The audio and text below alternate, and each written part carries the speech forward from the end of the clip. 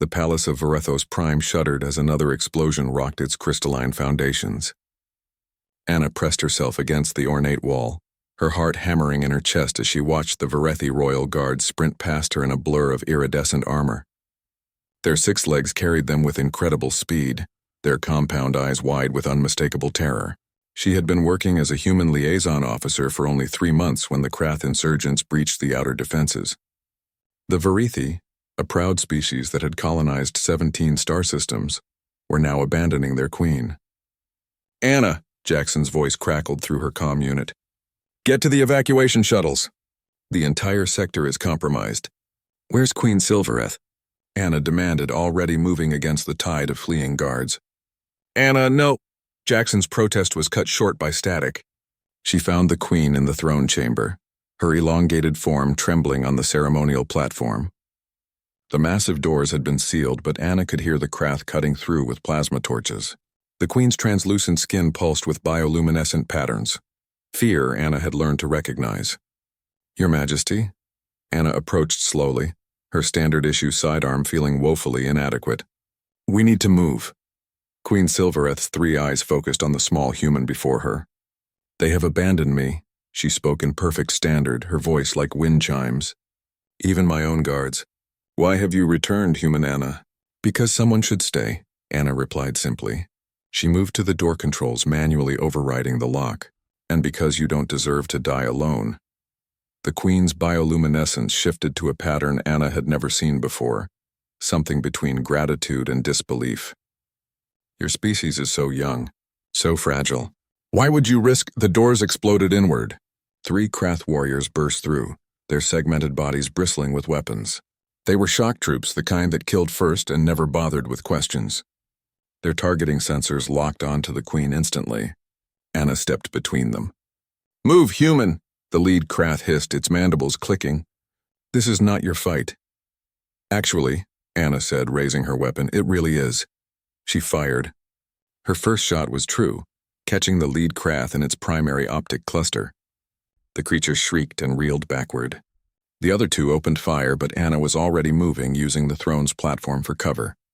Energy bolts scorched the air where she'd been standing milliseconds before. What the Krath didn't know, what most aliens didn't understand about humans, was that evolution had made them persistence hunters. While other species relied on natural armor, venom, or overwhelming speed, humans had developed something far more dangerous: the inability to know when to quit. Anna rolled, fired, rolled again. Her shots were precise, calculated. 1 Krath fell with a smoking hole through its thorax. The 3rd managed to clip her shoulder, and she felt the burning pain of an energy wound, but she didn't stop. Couldn't stop. She was on the last Krath before it could reload, driving her combat knife, a primitive weapon by galactic standards, into the gap between its armor plates. The creature collapsed in a heap of twitching limbs. "Anna!" Jackson's voice erupted from her comm. "I'm coming back for you." "Negative," Anna gasped, clutching her shoulder.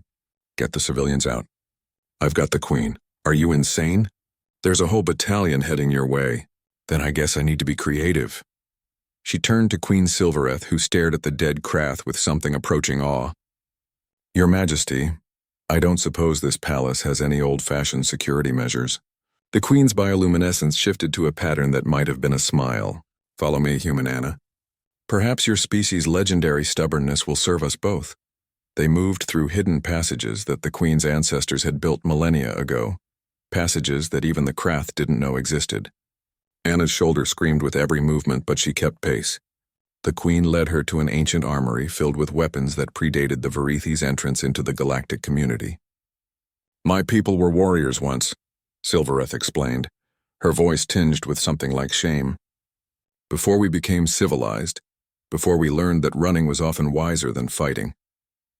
Anna loaded one of the old pulse rifles, testing its weight. "Sometimes running is smart," she agreed, "but not today."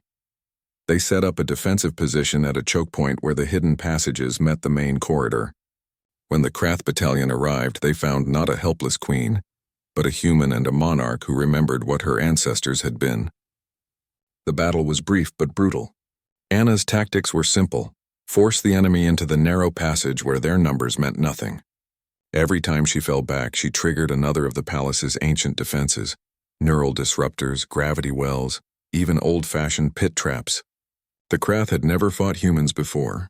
They didn't understand that pain was just information to a human soldier. They didn't know that humans had spent millions of years hunting megafauna on a death world called Earth. They certainly didn't expect a single human to hold a position that an entire Varithi garrison had abandoned. By the time Jackson arrived with reinforcements, the Krath advance had stalled completely. The insurgents retreated, unable to comprehend why their overwhelming force couldn't break through one determined human and a queen who had rediscovered her spine. In the aftermath, as medics treated Anna's wounds, Queen Silvereth stood before the assembled Varithi Council.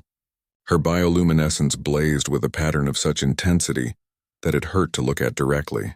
"Today I learned something about courage," she announced. "Not from my own people, but from the youngest species in the Concordat.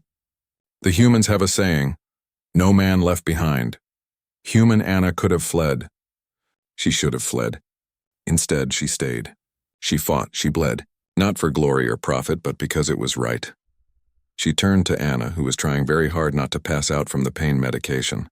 "You asked why I deserved protection.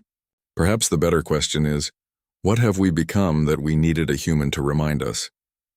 Jackson helped Anna to her feet, grinning despite the chaos around them. "You're certifiably insane, you know that?" "Probably," Anna admitted. "But someone had to stay." "Yeah," Jackson said, his grin widening. "That's the thing about humans. We're really bad at knowing when to run." Queen Silvereth's pattern shifted one final time, a message that would be transmitted across the entire Concordat. And for the first time in their history, the Varithi began to understand what the rest of the galaxy was slowly learning. Never underestimate a human who decides that someone is worth protecting. Because when a human decides to stand, mountains move before they do.